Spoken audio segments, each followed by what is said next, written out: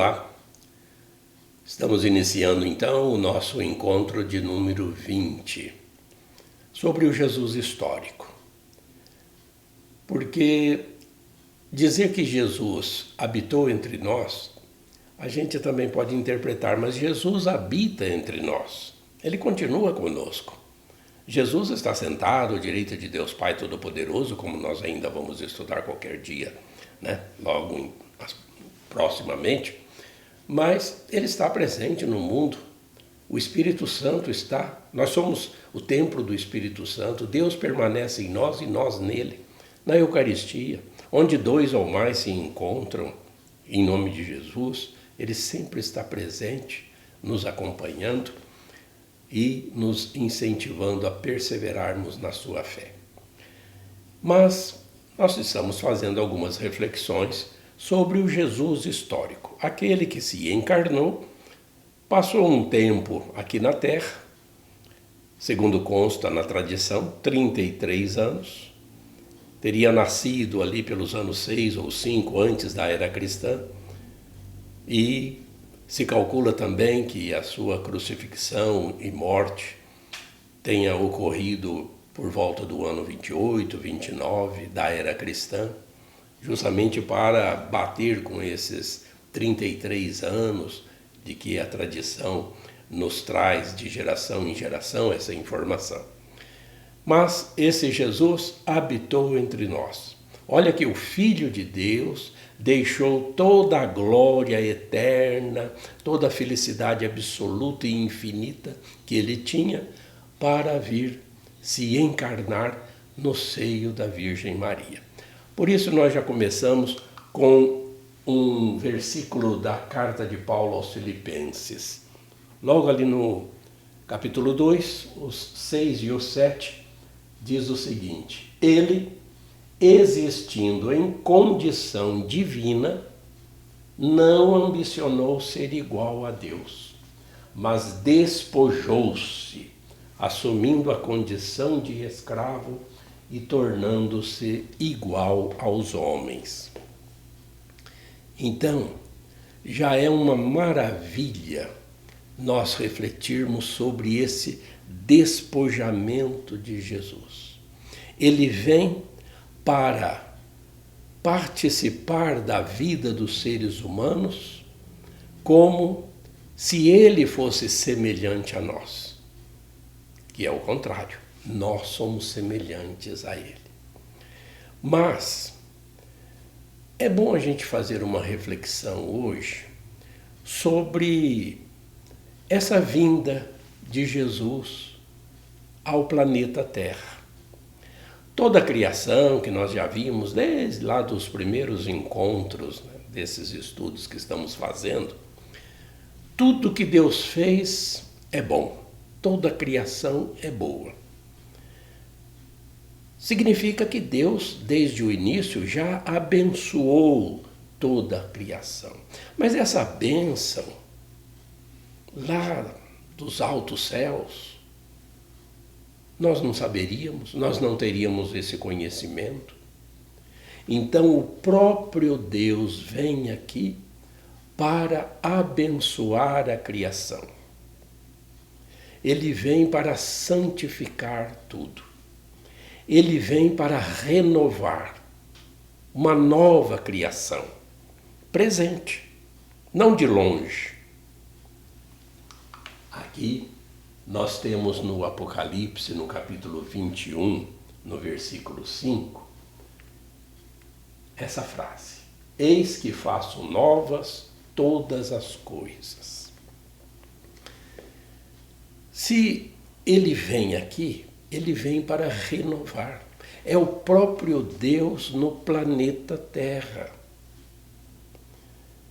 E nós somos acostumados, aprendemos, e nós não queremos modificar essa ideia que muitos têm, em que se separa, didaticamente falando, a vida de Jesus histórico nos primórdios, que é o seu nascimento, até aos 12 anos, a gente sabe alguma coisa pelos relatos do Evangelho de Mateus, pouca coisa, Um pouco mais extenso é Lucas, na narrativa dos primeiros capítulos do seu evangelho. Depois há um silêncio aí até aos 12 anos, quando ele também é encontrado no templo, ou está no templo estudando as Sagradas Escrituras. E depois um silêncio. Dos 12 aos cerca de 30 anos, Jesus na chamada vida oculta, até que ele se apresenta para o batismo de João no Rio Jordão. Mas hoje eu convido você a fazer uma reflexão um pouquinho diferente, apenas pedagógica. Não é mudando de maneira alguma a tradição, o magistério da igreja, mas refletir sobre as coisas de Deus nunca é demais. Então, quando que começou a missão de Jesus? Se a gente faz essa pergunta, claro, a maioria vai responder: a missão Jesus começou a partir do seu batismo por João Batista no Rio Jordão. Ali ele começou a sua missão, a vida pública, reunindo e escolhendo 12 apóstolos, formando discípulos, formando a igreja.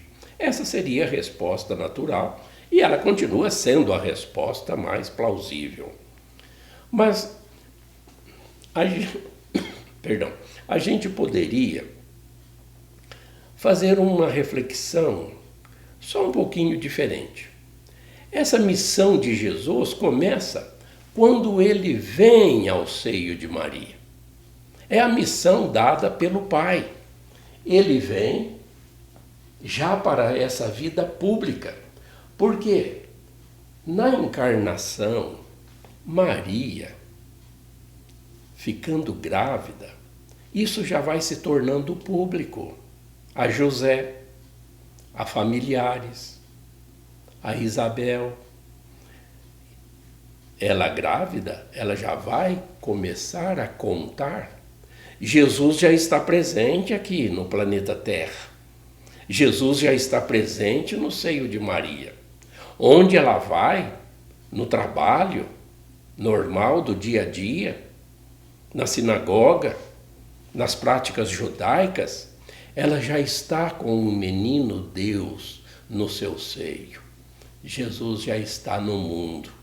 E aí, a missão de Jesus já está acontecendo. Por quê? Porque no seio de Maria, ele já começa a santificar toda a criação. É Deus abençoando pessoalmente a sua criação, santificando a maternidade. Todas as mães são santificadas na sua missão de gerar filhos, de gerar seres humanos. Todas as mães já são abençoadas pela presença do menino Deus no útero materno. Nas festas da Anunciação que nós celebramos, na festa da Visitação, nós podemos refletir a respeito disso. Quando Maria chega à casa de Isabel, as duas mães são santificadas. Maria já plena de graça. O menino Deus já santifica Isabel, Zacarias. O menino já salta no seu seio, João o Batista, já recebendo o Espírito Santo. Jesus já está em missão, na missão do Pai, de abençoar toda a criação. Santifica as famílias, porque a família de Maria e José, a família de Isabel e Zacarias e vizinhos, naqueles povoados em Alzaim, onde Zacarias morava, ou depois, mais para frente, em Nazaré, com os vizinhos todos que convivem com eles, o menino Deus já está abençoando essas relações todas. essas relações sociais que nós temos que ter, porque nós somos seres sociais, desde o nascimento, nas visitas aos pastores. Quanta gente visitando onde o menino nasceu, visitando, solidarizando-se, alegrando-se. Glória a Deus nas alturas. Os magos, né, essas pessoas que vêm de longe para visitar o menino Deus, que já está abençoando, já está em missão aqui no planeta. Nós temos também Maria e José e o menino Deus, respeitosos aos ritos e às identidades. No processo da circuncisão, no 8º dia, que nós já abordamos no encontro anterior, mas agora é uma reflexão, mostrando que eles se submetem aos ritos. E esse respeito é um respeito de Deus, é um respeito divino para essas prescrições que, por inspiração do Espírito Santo, são antigas, milenares, desde lá do Pentateuco, com Moisés, no Levítico. Essa identidade que vem com o nome. Todos nós temos o nosso nome no livro da vida diante de Deus. Então todas essas leis e ritos, a presença no templo, a presença nas sinagogas que acontecem com Maria e José e todos, né, os seguidores da religião judaica, desse povo de Deus. Ali na apresentação ao templo, o menino Deus nos braços de Simeão e de Ana, proclamado luz das nações. Nós temos até a festa das velas, a bênção das velas, nesse dia que nós temos a festa da apresentação de Jesus no templo. Ali eles também representam todos os profetas que anunciaram a chegada desse menino Deus, do Messias, tanto que Simeão agradece e diz: agora até eu posso ir embora, porque os meus olhos já viram a salvação de Israel. Então, nesse jeito da gente pensar, nós estamos vendo que a vida pública de Jesus já começou desde a sua vinda ao seio de Maria. José, então, toma Maria e o menino e foge para o Egito. Olha só, Jesus já sendo perseguido enquanto bebê. Jesus é obrigado a fugir da perseguição de tiranos que querem matá-lo. José, o protetor da família. A mãe fogem para o Egito. Jesus aí também está nessa missão de se solidarizar com todos os refugiados, com os migrantes e imigrantes. O próprio povo de Israel esteve no exílio. Um outro jeito de pensar, nós também estamos no exílio aqui na terra. A nossa casa não é aqui.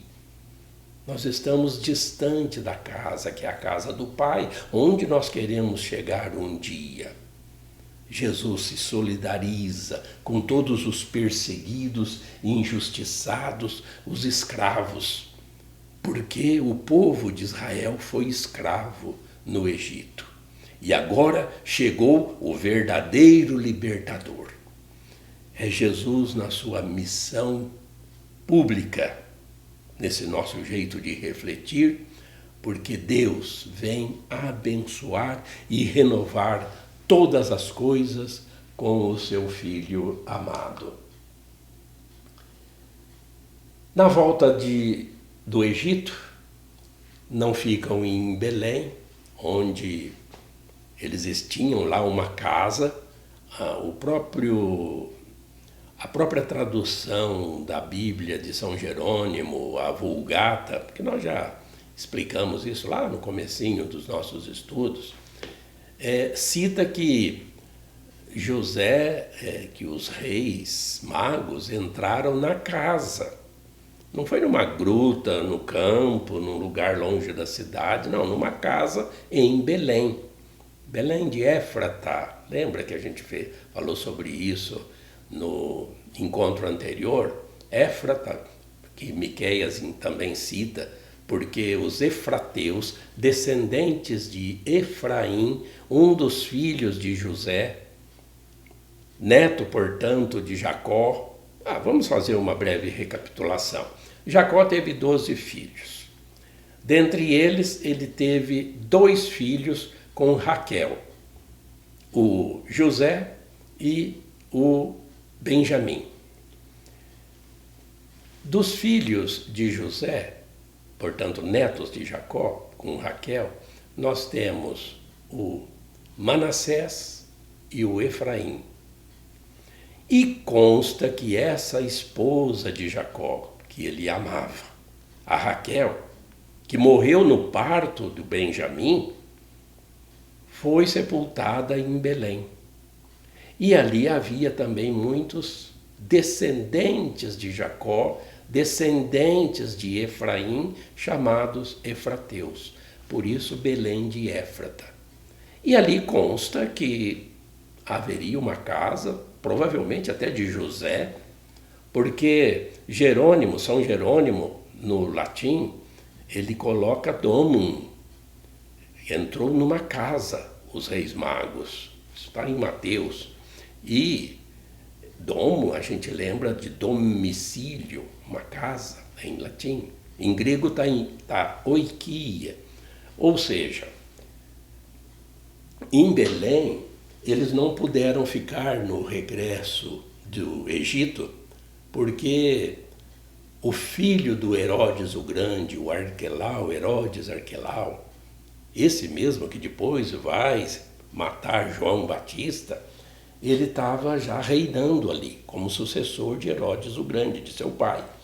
Então, eles vão para Nazaré. Por isso que ele é conhecido como Jesus Nazareno, Jesus o Nazareu. Pronto, mais um povoado em que o menino Deus vai santificar com a sua presença. Nós não temos informações sobre a infância de Jesus, ali da volta do exílio, do Egito, até aos 12 anos. Mas pensar o que de uma criança? Jesus teria ficado parado, né? Fazendo o quê? Claro, a vida normal de uma criança, a vida em Nazaré. Aqui eu peço para vocês lerem comigo o parágrafo 531 do Catecismo, que nós estamos estudando, né? Então, acompanhem comigo. Os mistérios da vida oculta de Jesus. Durante a maior parte de sua vida, Jesus compartilhou a condição da imensa maioria dos homens. Uma vida corriqueira, sem grandeza aparente, vida de trabalho manual, vida religiosa judaica submetida à lei de Deus, vida na comunidade. De todo este período, nos é revelado que Jesus era submisso a seus pais e que ia crescendo em sabedoria, tamanho e graça diante de Deus e dos homens. Olha quanta coisinha interessante, quanta informação boa que nós temos aqui nesse parágrafo 531. Ele teve uma condição da imensa maioria dos homens, uma vida normal, uma vida corriqueira, cumprindo os preceitos da religião judaica, indo à sinagoga todos os sábados, cumprindo os seus deveres, brincando, com certeza, uma criança. Menino Deus santificando as crianças, santificando os vizinhos com a sua presença. Ele que era, com certeza, um modelo de criança e jovem. José, carpinteiro, trabalhando duro para sustentar a família. Ele, como carpinteiro, não tem essa diferenciação que nós fazemos hoje entre carpinteiro e marceneiro. Hoje nós entendemos o carpinteiro como aquele que trabalha na construção civil, fazendo portas, batentes, madeiramento de telhados. É assim que nós entendemos hoje um carpinteiro. E o marceneiro é aquele que também trabalha com madeira, mas na fabricação de móveis em geral. A gente imagina que naquele tempo não havia tanto essa diferença. Tanto o carpinteiro ele era marceneiro e vice-versa. Mas Nazaré não é uma cidade tão grande, era um povoado, cerca talvez de uns 800 habitantes, como a gente já viu anteriormente.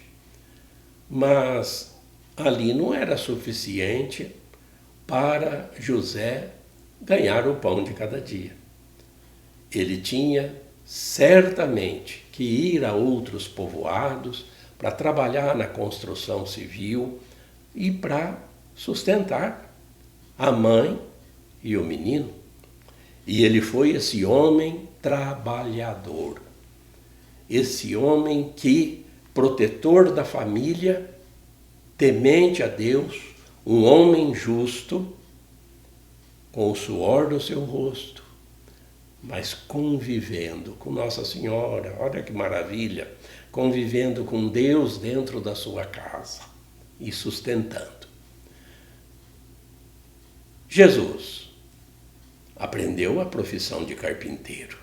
Sim, nós não podemos aqui ficar imaginando que o jovem Jesus e depois nós não temos assim nenhuma data para dizer com certeza sobre a morte de José quando ele veio a faltar. Apenas nós temos uma informação que nos dá o magistério da igreja, que São José é o padroeiro da boa morte, porque na hora da sua morte foi a mais bonita de todas. Por quê? Porque ele estava com Deus do seu lado e com Nossa Senhora do outro lado, a sua esposa.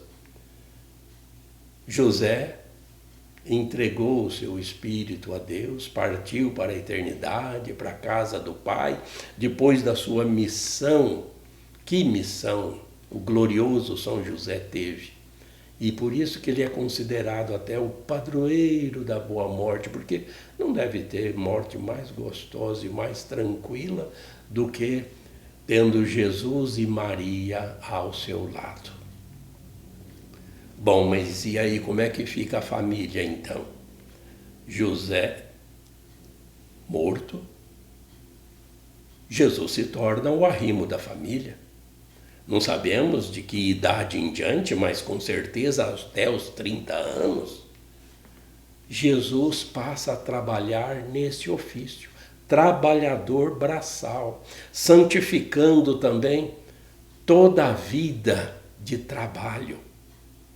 Que São José, que nós chamamos também de São José Operário, com a sua festa nos dias 1º de maio, Jesus santifica todo o ambiente de trabalho. Jesus santifica todas as ferramentas desse mundo e também passa a trabalhar, com certeza, na construção civil, na fabricação de móveis em geral, ofícios de carpinteiro, marceneiro.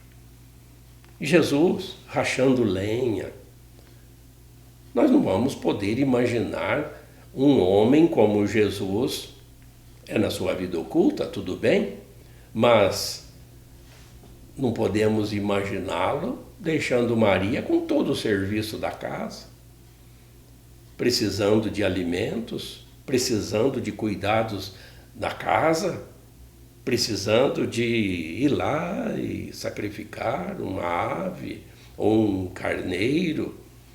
E as visitas ao templo, como aconteceu quando ele tinha uns 12 anos e ficou lá estudando as Sagradas Escrituras. Jesus vai crescendo em sabedoria, graça, em tamanho, como nos diz Lucas, e Maria, guardando tudo isso no seu coração. Ora, essa chamada vida oculta de Jesus, nós vamos continuar pensando assim, porque nós não sabemos mesmo como foi a vida do Jesus histórico nesses anos. Mas não é erro de forma alguma a gente fazer essas reflexões a respeito da vida corriqueira, de uma vida normal, de uma criança, de um jovem, de um adulto em Nazaré e nas cercanias. E as suas viagens até ao templo, nas festas judaicas, cumprindo os ritos todos. Então, se a gente falar que Jesus está na sua vida pública desde a encarnação, errado não é. Errado não é. Porque ele é o próprio Deus, ele, o Filho de Deus, já presente no mundo, santificando e renovando todas as coisas, como nós lemos lá no Apocalipse, no capítulo 21. Eis que eu venho para renovar tudo, abençoar toda a criação. Bom, aí nós já vamos, depois desse encontro de hoje, no próximo, nós já vamos entrar no Jesus sendo batizado por João no Rio Jordão, e aí nós vamos ter muitas informações a respeito desse Emanuel, Deus conosco. Deus conosco. Emanuel. Deus vem habitar com o seu povo. Deus vem convidar toda a humanidade para entrar nesse povo. Convidar. É um convite, porque nós sabemos que não é obrigado a entrar no povo de Deus. Ninguém é obrigado, porque Deus respeita a liberdade de cada um. E nós queremos mostrar que Jesus se declara Deus e vai, na sua obra, mostrar que ele de fato é. Isso é assunto de cristologia. Por isso, eu continuo sempre pedindo, fique nesse canal, acompanhe as nossas videoaulas, se inscreva, ative o sininho, para você não perder essa sequência, o fio da meada.